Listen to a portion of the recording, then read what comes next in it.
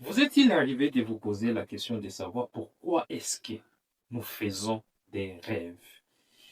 Ça arrive souvent la nuit, vous êtes en train de dormir et vous rêvez un certain nombre de choses, mais vous ne savez pas pourquoi vous les avez rêvées. Vous ne savez même pas interpréter ces rêves.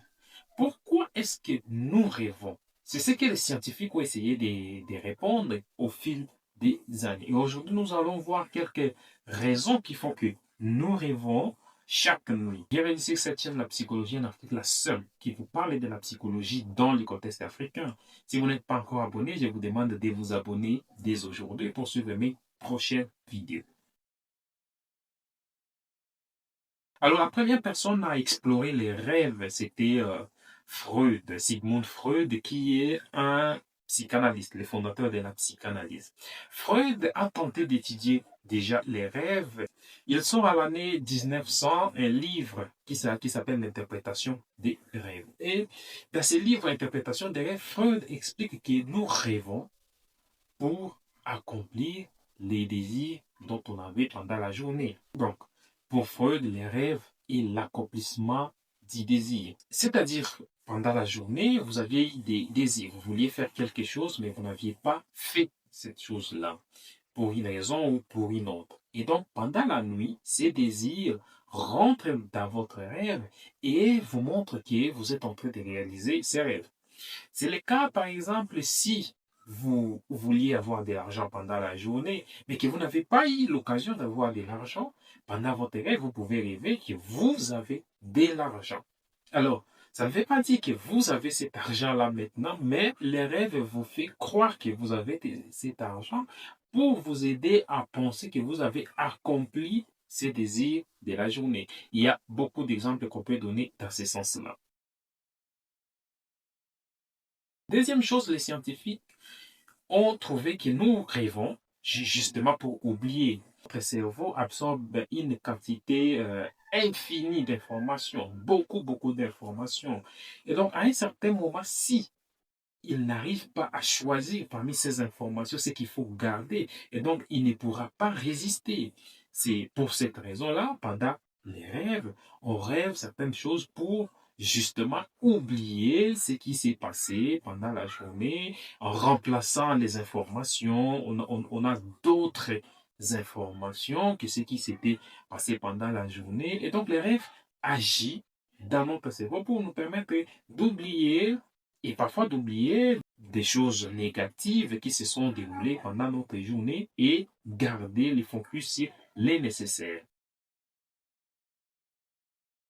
Troisième explication que les chercheurs ont donnée pour les rêves, c'est que nous rêvons pour réguler nos émotions. Par exemple, lorsque vous avez subi des situations un peu difficiles, vous n'avez pas eu l'occasion de vous décharger, eh bien, à travers les rêves, vous pouvez vous décharger.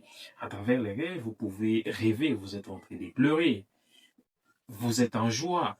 Ces rêves-là viennent justement pour vous aider à réguler votre émotion, à vivre cette émotion que vous n'avez pas pu exprimer pendant la journée. Votre colère, vous l'exprimez dans les rêves. Vous êtes très en colère contre quelqu'un, mais vous n'avez pas eu l'occasion de le lui dire. Vous n'avez pas eu l'occasion de vous exprimer. Les rêves arrivent pour vous permettre d'exprimer cette colère-là pendant la nuit. Et c'est pourquoi les chercheurs ont pensé que nous rêvons justement pour réguler. Autre explication, c'est que nous rêvons pour guérir.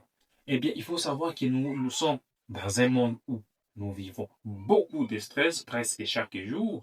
Et les rêves, justement, viennent pour nous aider à atténuer ce stress-là pendant la nuit.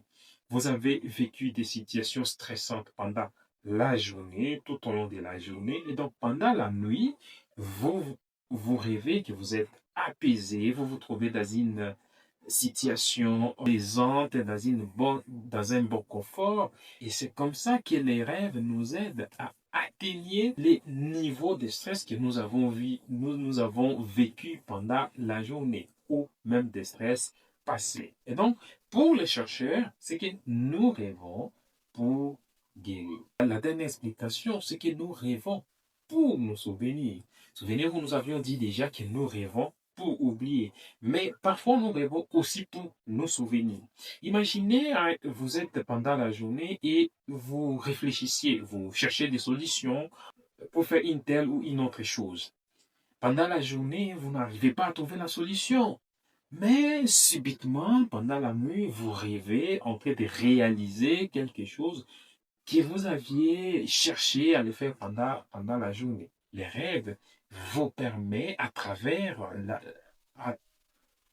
à travers les activités qui se passent pendant les rêves, cela vous permet en fait de vous souvenir des solutions existantes, de vous souvenir des choses que vous n'auriez pas pu les trouver en état d'éveil pendant la journée. Mais les rêves vous permettent en fait de trouver ces solutions, de vous souvenir des informations, de vous souvenir des choses plus importantes. Maintenant, avant de terminer, nous allons parler des rêves qui annoncent l'avenir. Est-ce qu'il existe des rêves qui prédisent l'avenir?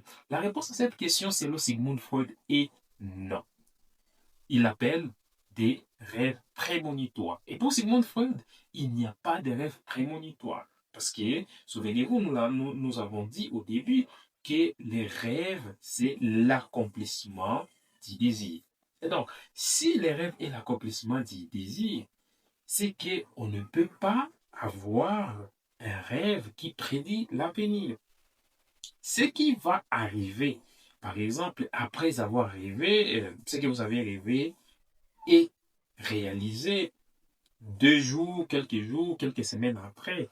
Cela n'est pas, selon Freud, la réalisation de votre rêve, mais cela est plutôt la réalisation de votre désir qui existait avant les rêves. C'est pourquoi il n'y aura pas de rêve prémonitoire. Alors, vous êtes d'accord avec quelle explication dire? Dites-moi ce que vous pensez dans les commentaires. Merci d'avoir visualisé cette vidéo. On se retrouve à la prochaine. Ciao.